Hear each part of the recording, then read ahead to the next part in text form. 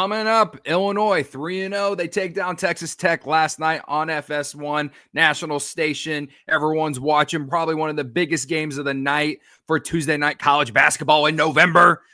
Illinois gets a huge lead. Illinois blows a huge lead. Illinois hangs on. And I'm going to make an argument. Illinois is a top 5 team in college basketball. All that and more coming up next on From Beyond Champaign. Let's go.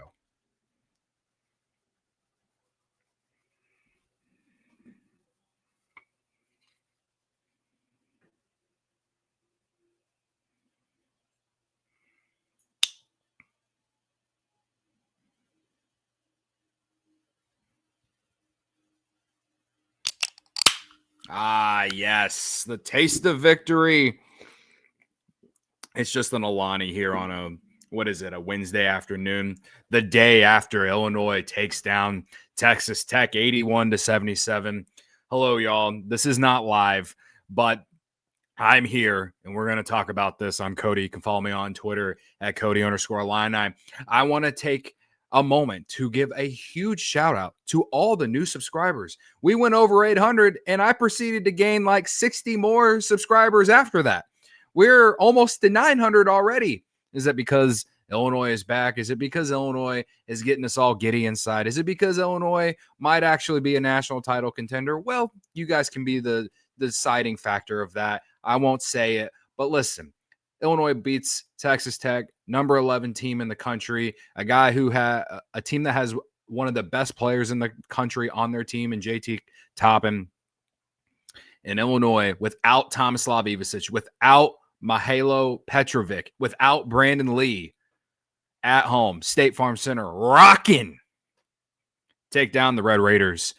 And if they're not the best team in the country, they are at least one of the top 3 teams in the Big Ten Conference as of right now. You can make an argument that they're better than Purdue, considering Purdue did not play very well against Oakland recently.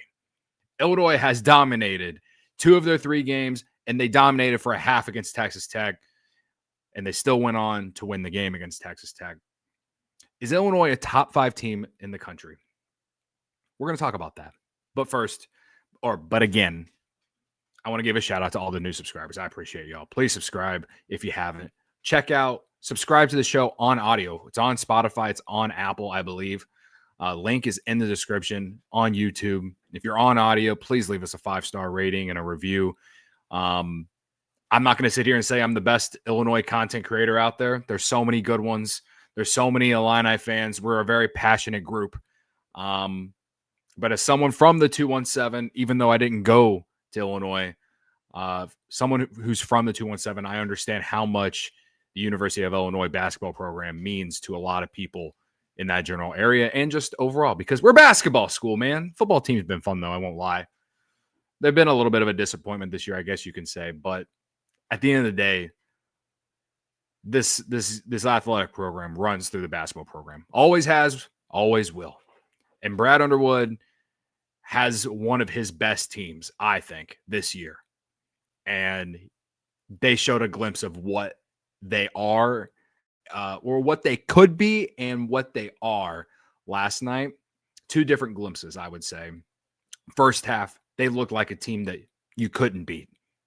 Second half, showed some flaws, got a little cold from the field, but the stars showed up when you needed the stars to show up in the second half. And that's what good teams do.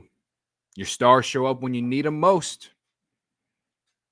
And those stars are Andrej Stojakovic, Kylan Boswell, those 2. And there's other really good players on this team too. That's what makes this very fun to talk about and very fun to, dream a little bit. Last year, we're talking about, the ceiling. If Will Riley and Kasparis Jakašonis, play their best basketball at the right time.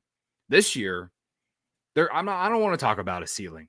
I want to talk about how this team right now is one of the best in college basketball. I know there's more games to play. I know they've only played 3 games. I know Texas Tech isn't even the best team in the country.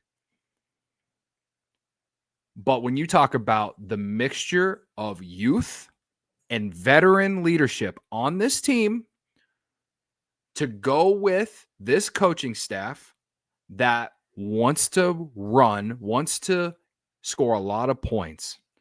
And with Cameron Crocker now in the mix with this coaching staff, implementing a new defensive look, and we saw it or seen it the last 3 games, and you see how good this team can be defensively, it's hard for me to sit here and not make an argument or at least think and question, is Illinois a top 5 team in college basketball? Now, KenPom has them number 3 last I checked a couple days ago. Can only assume that they're in the same vicinity on KenPom. What, they're number 14 in AP poll. I expect them to be higher next week after winning this game. You got Colgate on Friday. That game's not going to do anything unless if you lose, of course. But I'm not worried about Colgate. It's very weird how I'm not worried about any of these mid-major schools because this team has leadership. This team has the perfect mix of youth and young guys. Keaton Wagler, David. I'm trying to really get into saying it like that. David Mirkovic. Probably their worst games as an Illini yesterday, but they still were productive in many different ways. Mirkovic couldn't guard JT Toppin if his life depended on it. Keaton Wagler, even though he didn't score a ton, I think he does a lot of the little things. He had some nice plays to start the second half, despite the fact that Texas Tech started the second half on a run. But those are like your X factors, and they have played great so far overall. And then you get into your vets. I mentioned Kylan Boswell. I mentioned Andrej Stojakovic. What about Zvonimir Ivasic in 24 minutes last night? Mostly all of his production came in the first half because of the adjustments Texas Tech made in the second half. Kind of forced Brad to not play him. 11 points, 7 rebounds, 3 blocks. And there's something about his blocks. They lead to transition opportunities, which feels like they're turnovers, right? He's making an impact in his brother's absence. And I said in the last episode, it's an opportunity for Big Z to kind of remind people like just how good he can be. In that sequence he had in the first half, where I think he got like an offensive rebound and it led to a 3 that he took on a sidestep pump fake or a pump fake sidestep.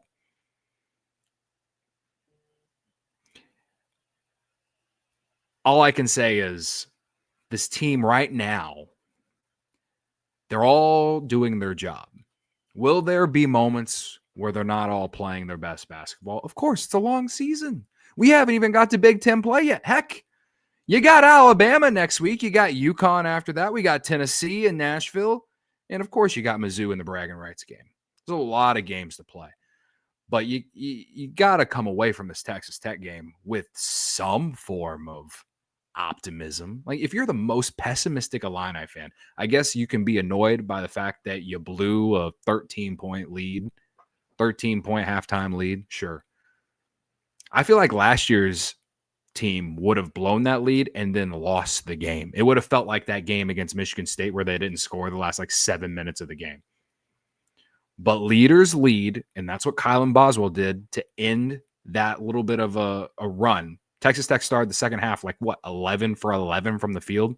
Kylan Boswell, around the 12-minute mark, got to drive the basket to get a foul, go to the line, make free throws. Next time down, after the Illinois finally got a stop, he gets fouled shooting a 3.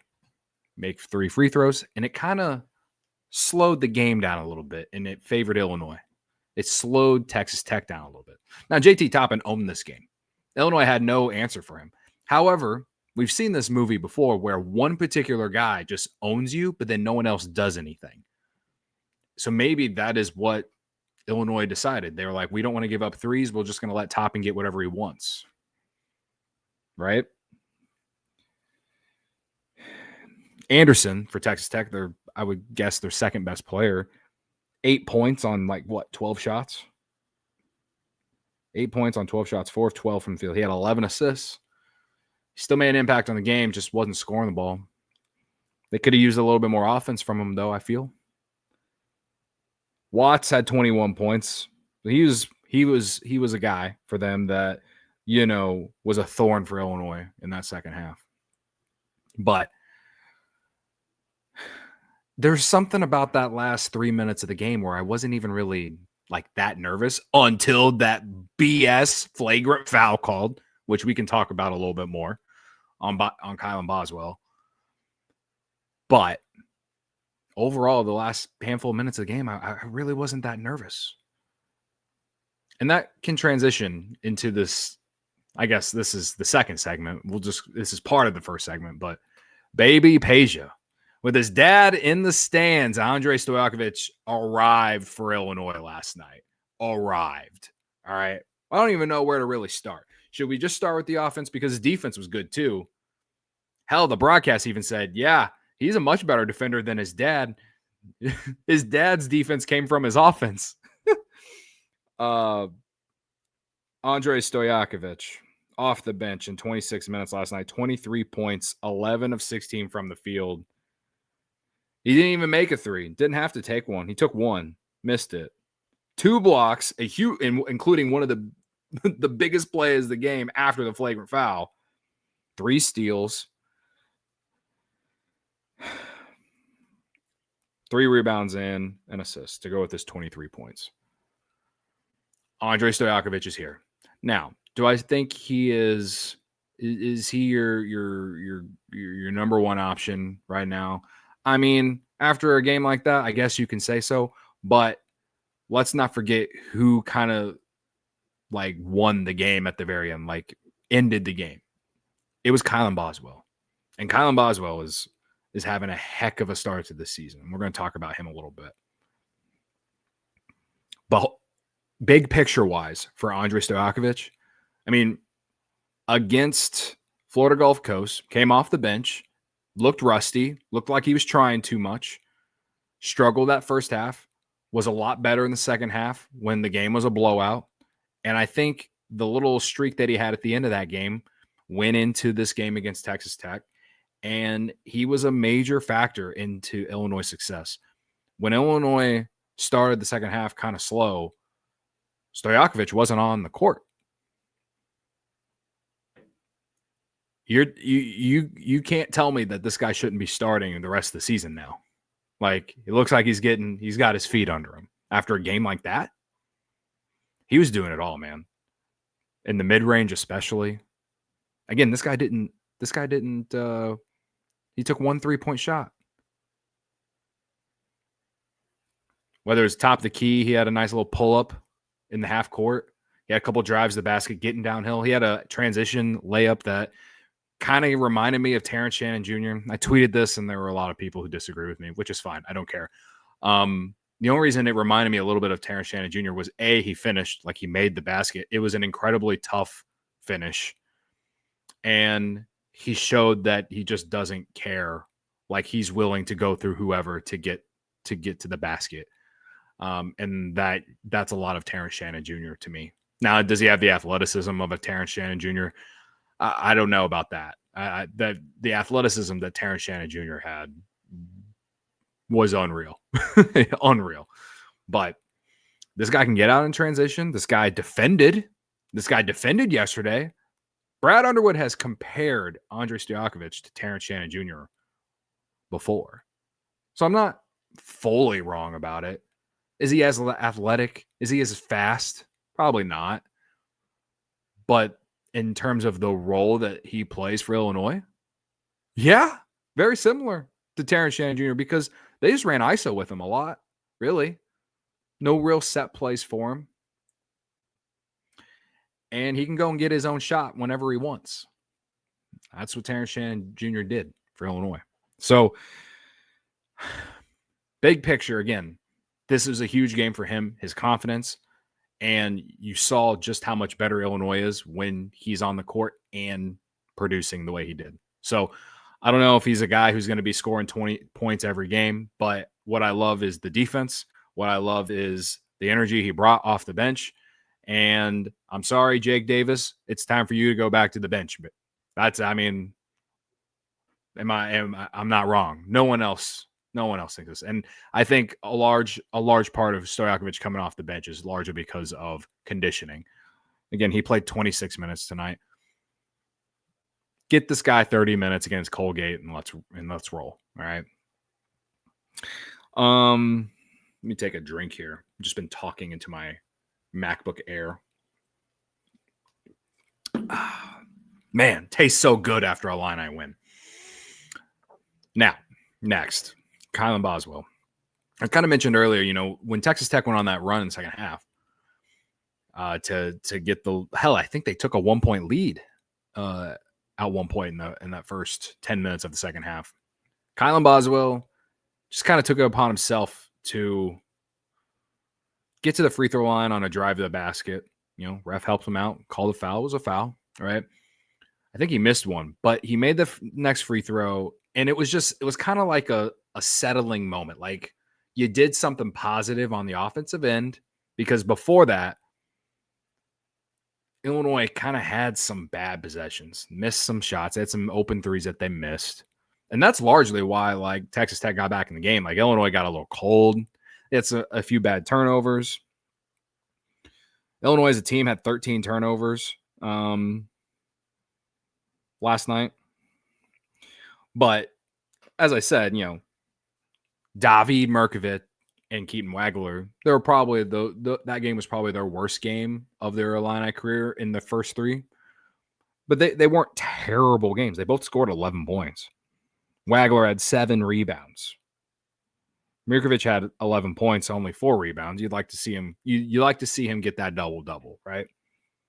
2 steals. But he had 3 turnovers. Wagler had 3 turnovers. They both combined for 6 turnovers. And they had some bad turnovers to start the second half. Wagler had some nice moments on the offensive end, but I felt like once Stojakovic came back into the game and Kylan kind of decided to be a little aggressive there around the 12 or 13 minute mark, get to the free throw line, hit a free throw next time down after a stop, gets fouled shooting a 3. They hit 3 free throws after a timeout. And I felt like Illinois kind of evened out there. They played better the rest of the game after that. And Texas Tech could never really get the lead and then take off with it. There were times where they would take a lead, but then Illinois would punch back.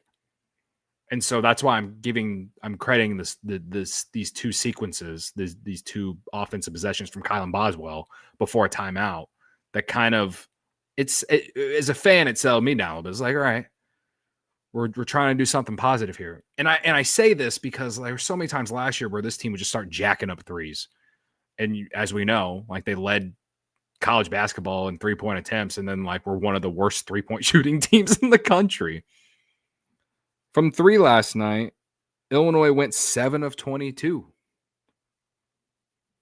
That's 31%. That's nothing crazy. The 0.0 is 22 attempts is so much better than 7 for 35, In the second half, I felt like the offense, even though it wasn't as good as the first half, they got to the basket. Hell, they won the free throw discrepancy. I know a lot of Texas Tech fans are probably pissed off about it.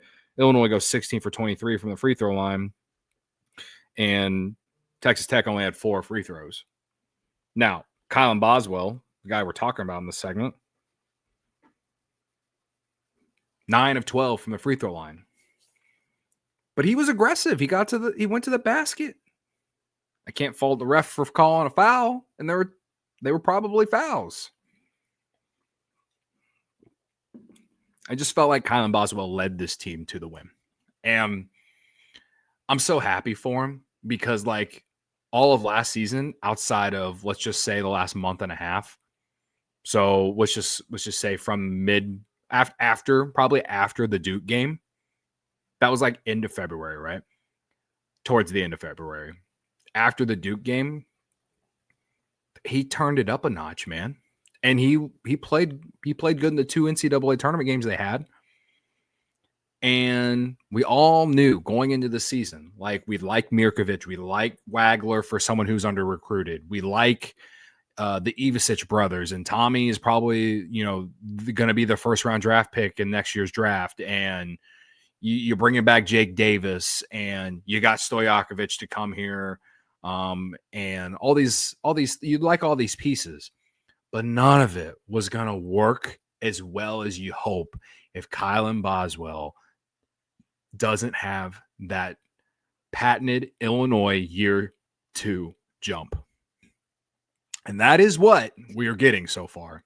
The patented Illinois year 2 jump.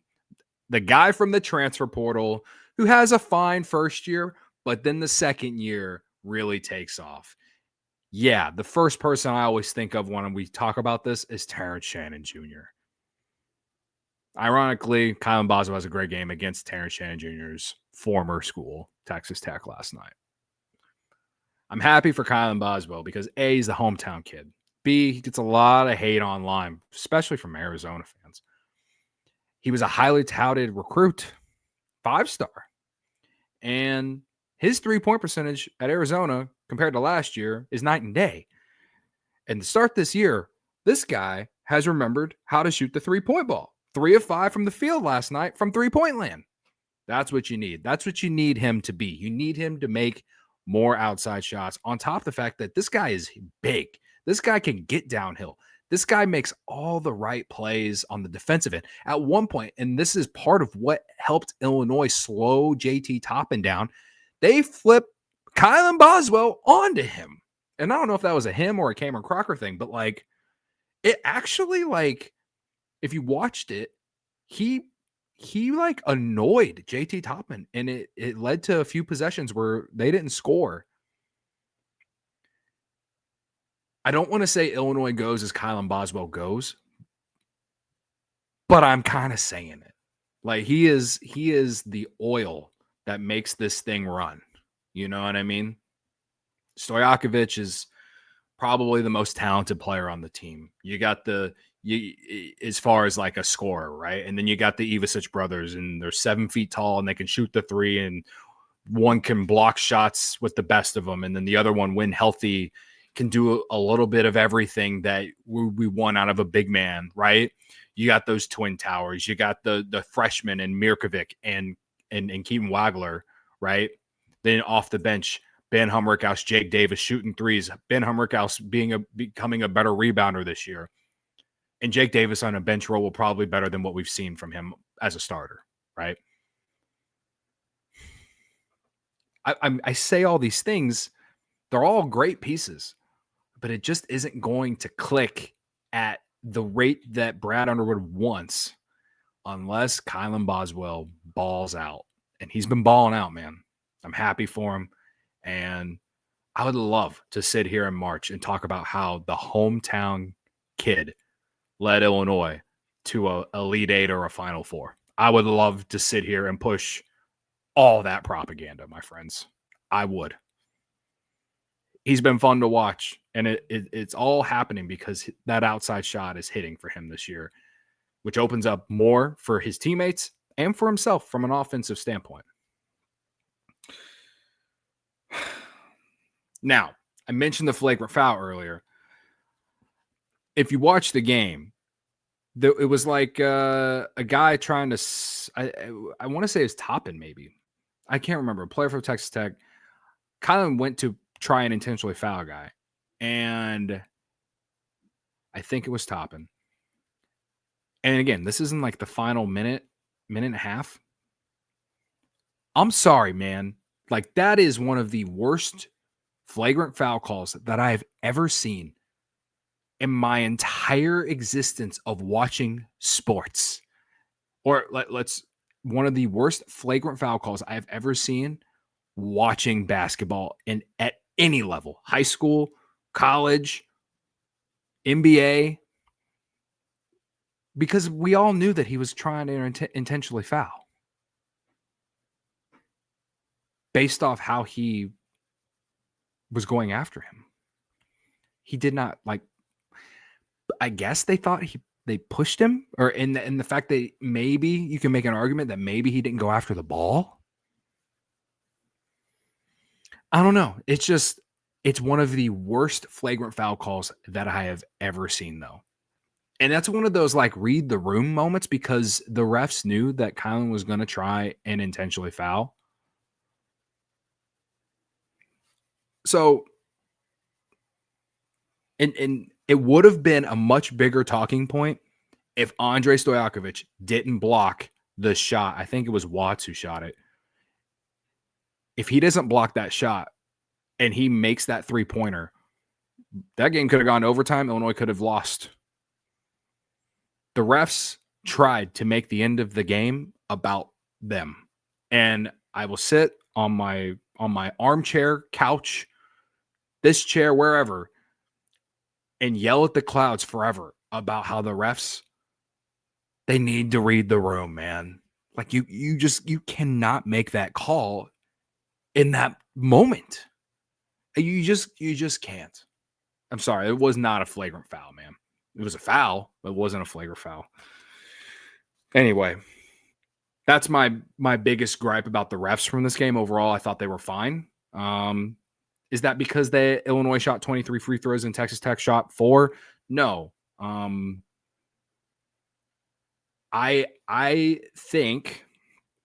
think that Illinois in the second half especially drove to the basket and forced the refs to make a call. So I understand what it feels like to be on the other end, but I can also say, how many threes? Texas Tech threw up 22 threes, so the same as Illinois. But half their shots, they took 64 shots. Half their shots came from JT Toppin. And when I say half, it wasn't really half. It was like a third of their shots came from inside the paint. JT Toppin, man. 35 points, 11 rebounds, 3 assists, 3 steals, 3 blocks. But probably what hurt them the most is his 6 turnovers.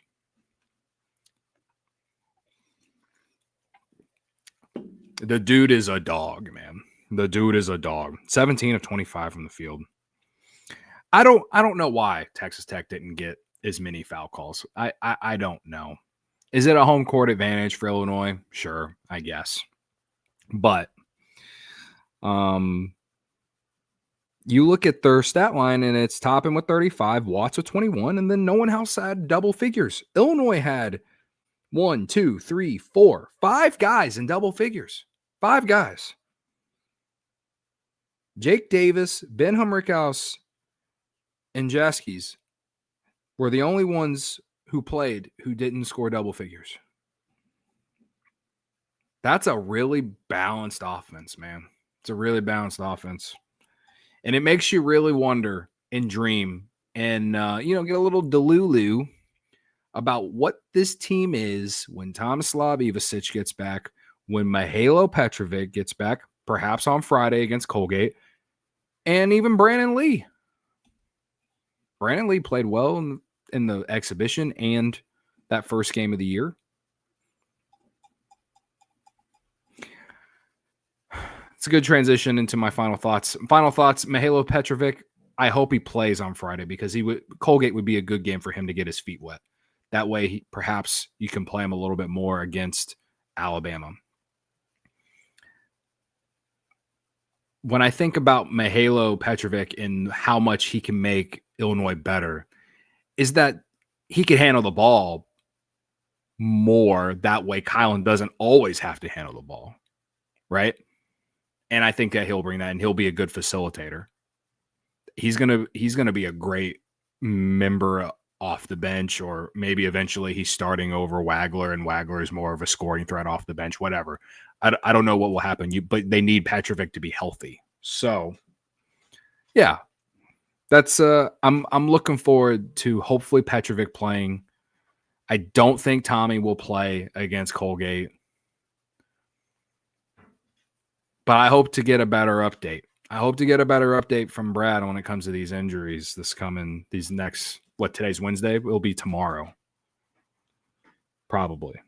So, yeah, that's one final thought. Other final thought. Kylan Boswell, Andrej Stojakovic. Those guys get the game balls, man. Game balls for those guys in this game. And like I asked at the very beginning of the show, is Illinois a top 5 team in college basketball right now? When you talk about the Big Ten and how good this conference is, we'll be able to answer that question later on. But if they're not a top 5 team in college basketball, they've definitely impressed, if not the most, one of the most of any team in college basketball 3 games in. And I know it was two bums versus the number and not versus, but 2 bums and the number 11 team in the country. I don't care though. I don't care. I think, again, with this mixture of youth and veteran leadership, this coaching staff implementing new defensive schemes, this team is top 5 in college basketball. Let me know your thoughts. I appreciate y'all for tuning in. As always, if you made it this far, subscribe to the YouTube channel, hit the like button, and subscribe on audio if you haven't. Apple, Spotify, wherever you get your podcast should be there. Follow me on Twitter, Cody_Illini. Just went over 300 followers on that Twitter account. Maybe help me get to 400. All right. I appreciate y'all's support. This is season 3 of this show, and season 1 was a team that went to the Elite 8, and there were a lot of things about that season that made it incredibly fun and incredibly not fun, and you all know essentially what I'm talking about with that. But so far this year, it feels like this could be a memorable, really fun season. And I'm trying to stay level-headed, but at the same time trying to enjoy it. So hopefully we get an update on some injuries, and maybe I'll put up a YouTube short or something like that when we get an update on some of that stuff later this week. But until then, I'll see you guys in the next episode, probably after the Colgate game, either Friday night or Saturday, maybe Sunday. We'll see. So hit the like button on your way out. As always, my friends, I love you guys.